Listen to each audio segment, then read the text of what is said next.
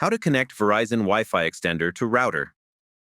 Plug in your Verizon Wi-Fi extender near your router and wait for it to power on. Press the WPS button on your router and then press the WPS button on the extender within 2 minutes. Wait for the extender light to turn solid, which shows it is connected. Move the extender to the area where you need better Wi-Fi coverage and plug it in. Wait for the extender to power up and stabilize the connection.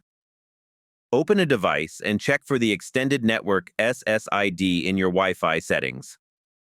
Connect your device to the extended network using the same password as your router. Make sure the extender is placed away from walls or large objects to keep a strong signal. Use the Verizon app to check the extender signal strength and optimize placement if needed.